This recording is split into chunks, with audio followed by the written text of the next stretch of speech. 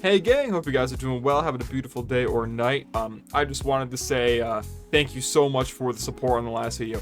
Holy word, I cannot say in the first like 5 minutes of a video, thanks to the YouTube algorithm, but I'm sure you could figure it out. Just thank you so much. I mean, the subs, the comments, the likes, all of it means the absolute world to me. I'm still pretty new at this stuff, so I'm trying to make the content better, the concepts cooler, stuff that's more unique. This video is a bit of a slower one, but I just wanted to say thank you. Thank you from the bottom of my heart. So much love for you guys. I'm so happy about how that video did and how you guys supported it. I can't do it without you. I make these videos for you guys. So if you have any other video ideas in the comments, drop them. Absolutely. I'd love to help you guys out with whatever you need, whether that's entertainment or education. I don't care. Just thank you from the absolute bottom of my heart.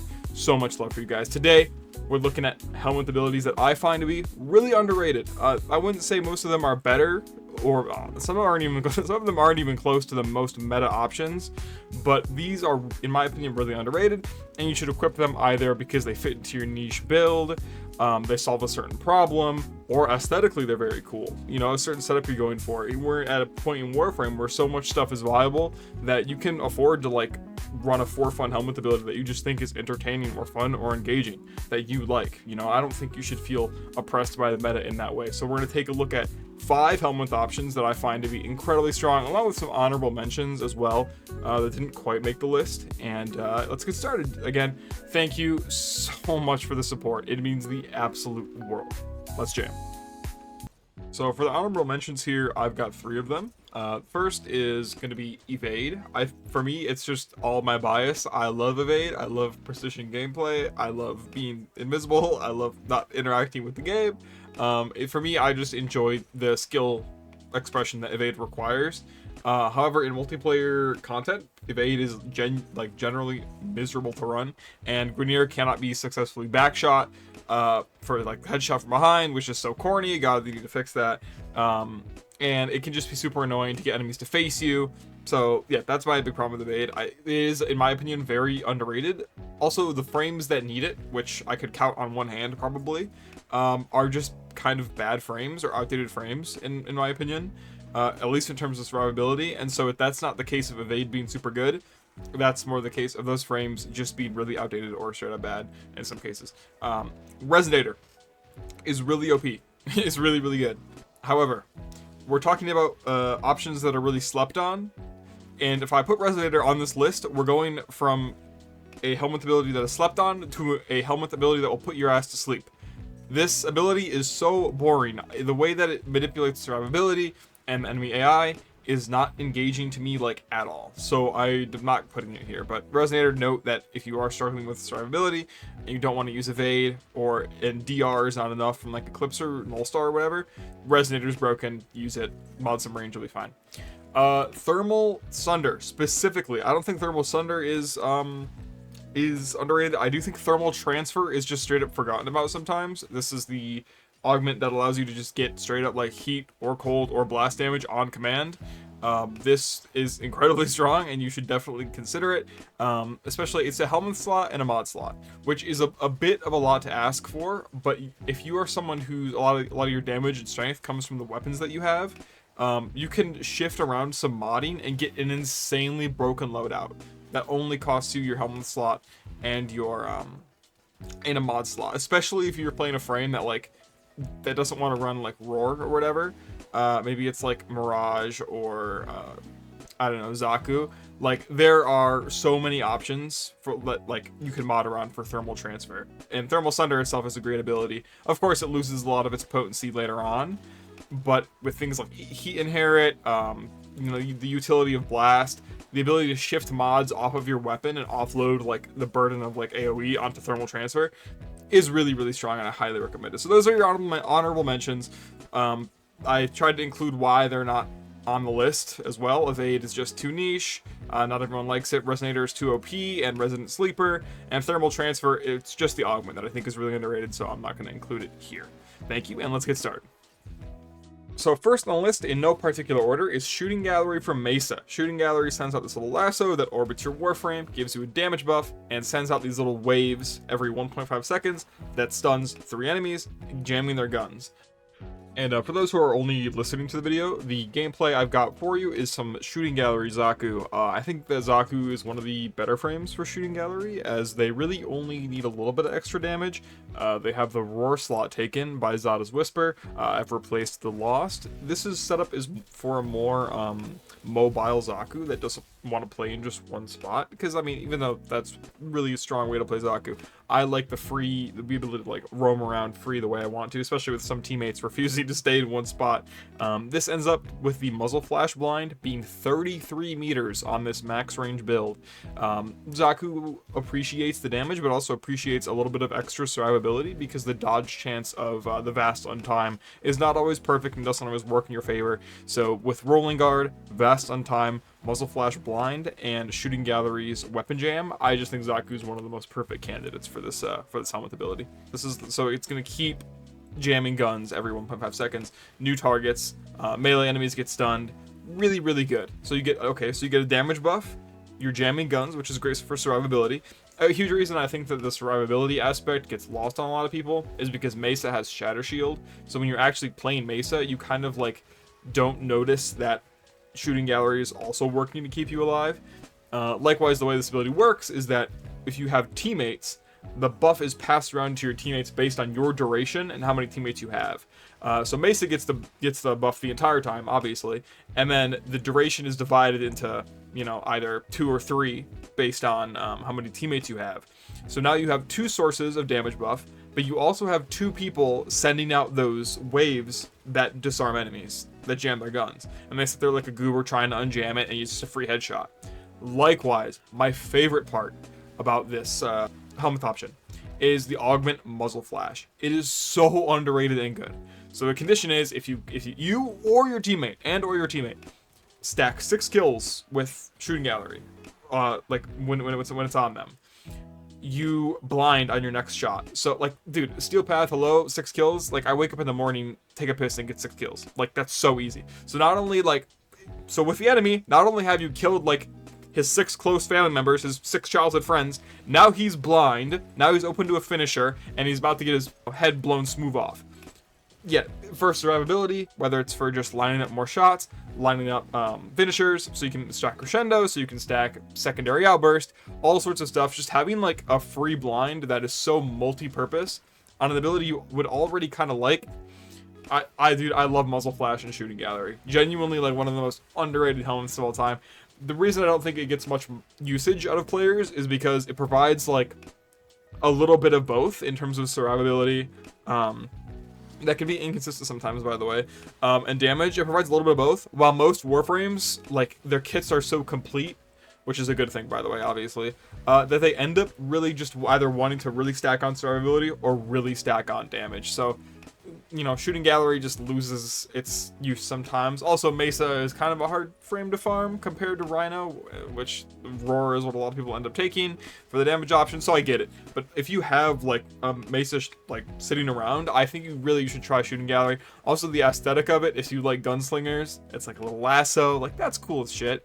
You should really give it a try. I think Shooting Gallery is great. Probably my favorite option on here, despite it not being ranked. I just wanted to lead with it because it is genuinely like one of my favorite Helminth options in the game.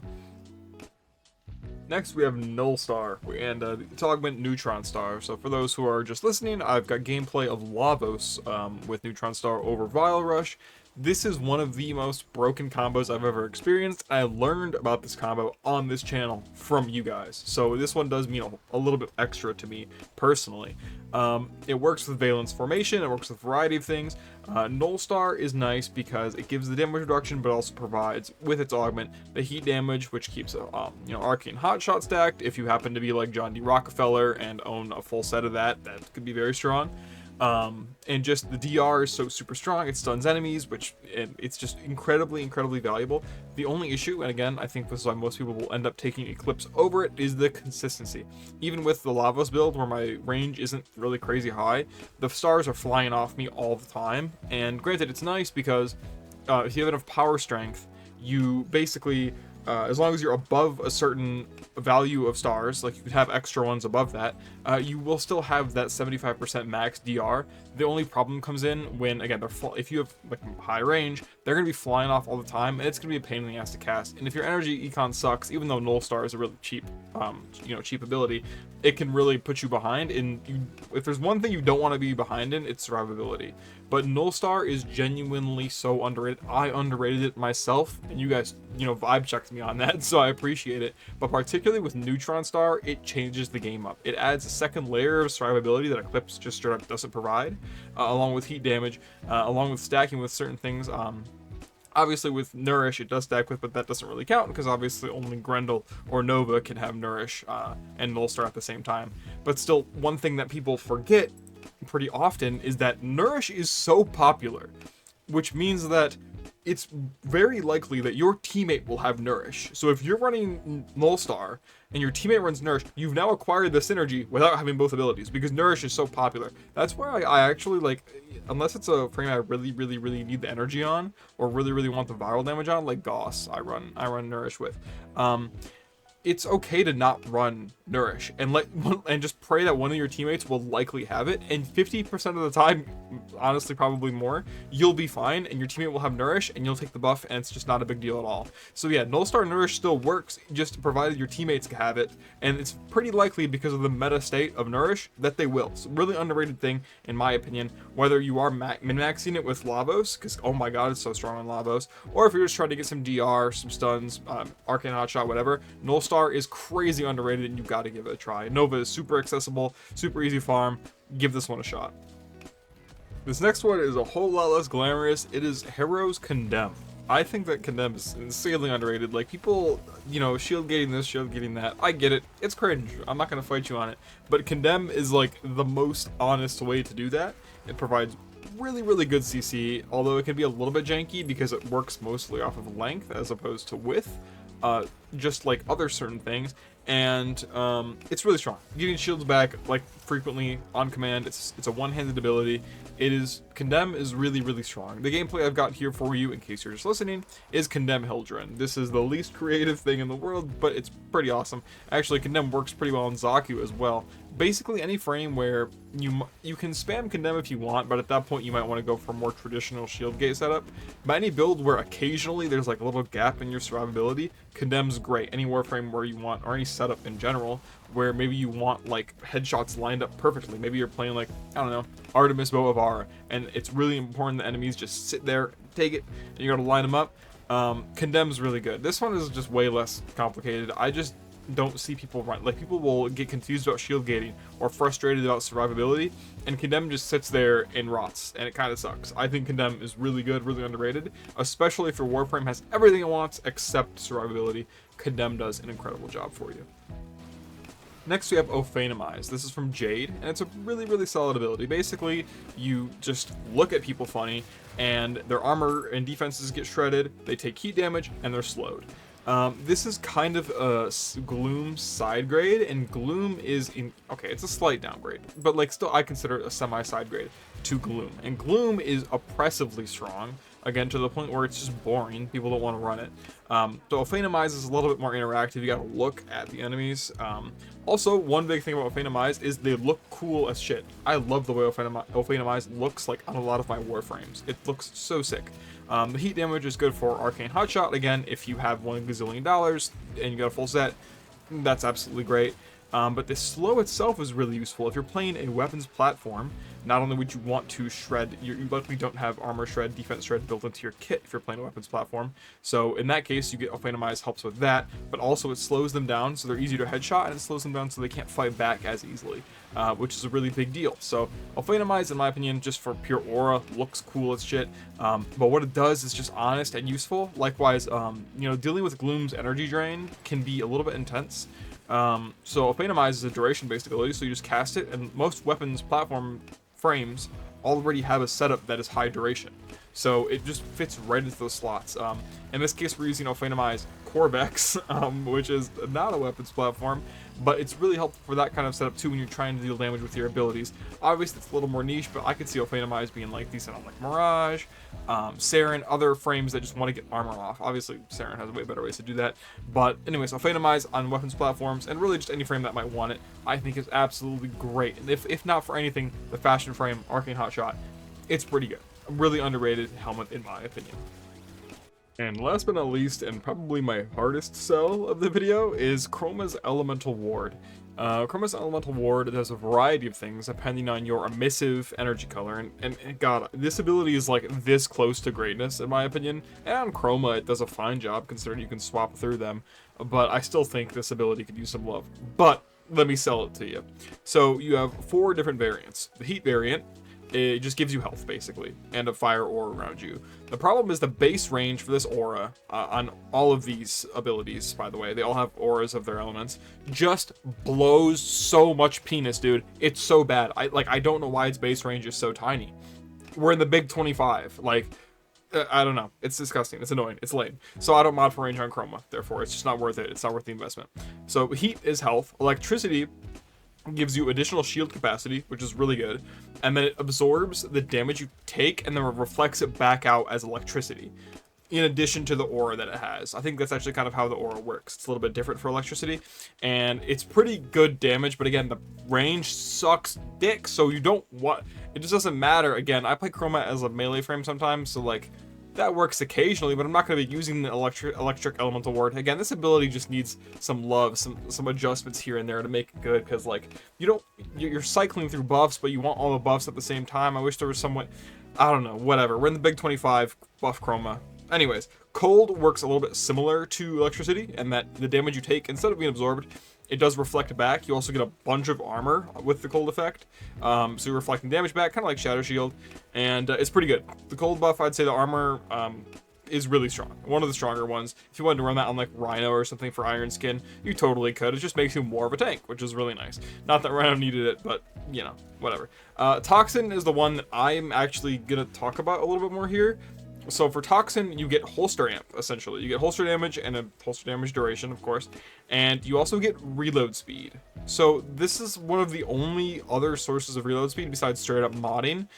There's something like, there's like Fractalized Reset, which is an arcane, but we're not going to give up our damage. Primary Merciless has reload speed in it, which is nice, but I prefer Deadhead. That's my playstyle. I almost never take Merciless. So having reload speed in an ability is super nice. On top of that, that is the holster damage and the holster damage duration. Likewise, I think people forget this, Incarnants are incredibly popular. The animation to turn your weapon from base form into Incarnate form scales with your reload speed. So if you're using a weapon that cycles through its Incarnate version really quickly, like, I don't know, if the Furious would be probably my best example, that is really, really impactful. Likewise, if you're using it, if you want to use a setup with maybe you have a weaker weapon, or for me, in my case, especially with this gameplay that I use Chroma in, I use the Tonkor or like the Ogress, and that basically allows me to, you know, every shot you take with an AoE weapon, especially the low ammo efficiency ones, needs to be really impactful so you don't waste ammo. So I have a holster, like a holster amp setup with Vigorous Swap and whatnot, and the Toxin Elemental Ward, where I just shoot my Epitaph into a crowd, fire Tonkor, Ogress, you know, Kuvazar round, whatever in, one-shot everything, and repeat, and keep getting the ammo back. It just makes the ammo so much more efficient. And is it the best way to play? Dude, absolutely not. It is not, but it's a fun way to use Elemental Ward, and I personally really enjoy it. I wish this ability did a little more. Like, I really think it should buff the elemental damage. Like, it's so annoying that Roar is our only option for changing elemental damage. Like, if I have the heat Elemental Ward on, my heat damage should be buffed. Maybe I'm playing Ember. Oh, now I get health, and I get a heat aura, and my heat damage is buffed. How cool is that? Electricity with Pergyre. How cool would that be? Toxin with Saren, or maybe Grendel. Like, it's super annoying. Cold with Frost, maybe increase cold procs crit damage multiplier. I don't know. I think it's super annoying. This ability as a Helminth has so much untapped potential. God, I hope they do something with it, but it's my hardest sell. But I really do think you should look into it, especially the, you know, shield capacity with Hildren, Toxin with Incarnans, any armor frame, like whether it's Valkyr maybe, Rhino, Corvex, whatever. Obviously, those frames have other ways to go, invulnerable, death gates, all that stuff, but just look into it. Consider it. I think it's worth it. If this is something you find fun, give it a shot. I do think there's actually like cheese that you can do with the electricity damage one, where it reverbs damage back to the enemies. I think there's a way to make that strong. I'm not here to do an Excel spreadsheet of damage for you, though, unfortunately, but look into it. See if it's something you want, especially if you're using like a clunkier gun like the Trumna, Kuvachakr, that want the reload speed. You can get fire rate from like Reinforced Bond. very accessibly. But reload speed is way harder to get your hands on, so I just think this is worth giving a shot. I really do. Look into it. Well, gang, thank you guys for sitting through another one of these. I really appreciate it.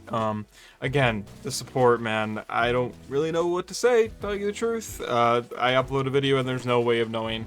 You know, some of them I have more or less confidence in. That one I did have more confidence in, but I had no idea it was going to take it as far as it did. And I'm very, very, very grateful. Thank you. I'm so happy about it. I know not every video can perform that well. Totally fine by me. Just if you guys have any video ideas, things you'd like in particular about my content, or things you think I could improve on, please leave them in the comments. This is your channel in a sense. I make what you want at the end of the day. Are there things that I desire to make? Yeah, but we can meet in the middle on a lot of those things, so you guys can enjoy yourselves and I can enjoy making the content. I do work a job and I'm a student, so unfortunately I can't churn out those full-time upload schedules, but just know that the support has meant the entire universe to me. Little side note, if you guys leave in the comments how you guys are liking the dog day events. I actually really love this one. The Noodletron edition is one of the best things ever added to the game. I love hitting the Grineer with like straight fundamentals. That's what it really feels like. You feel kind of like depowered, but it's fun in a sense because you're playing like whack-a-mole. I really found that fun. Anyway, thank you guys again. This outro is me just blabbering on. If you made it this far, then just thank you. Thank you. That's all I have to say. Hopefully you enjoy this kind of content. Leave a like, subscribe, blah, blah, blah, all that good stuff. Whatever you want to do. Thank you, and I'll see you in the next one. Take care. Bye-bye.